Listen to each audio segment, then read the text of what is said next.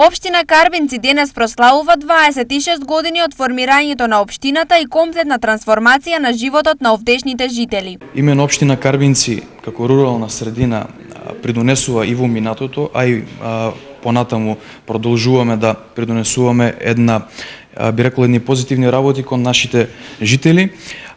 Институцијата како институција е од суштинско значење за функционирањето практично на секое поле, така да овие 26 години се една историја која што ние во идно време ќе продолжиме да ја испишуваме. Постоењето на Карбинци е многу важно за граѓаните овде затоа што животот им е многу олеснет, а градоначалникот Виктор Паунов најави нови проекти за воиднина. Имено ќе најавам неколку крупни проекти кои што ќе следат во следниот период, а тоа е една реконструкција на старата училишна зграда во селото Таринци и најавуваме, веќе имаме изработено готов проект за една нова детска градинка во село Карбинци, која што се надевам со поддршка од страна на државата и на владата ќе можеме да ја реализираме. Дел од прославата беа и спортските активности, меѓу кои боречкиот турнир во кој учествуваат двата клуба на општината, Боречки клуб Карбинци и Боречки клуб Киро Ристов. Да се донесе спортот овде во населените места, бидејќи доколку не би биле овие боречки клубови, овие дечиња барем половината или поголем дел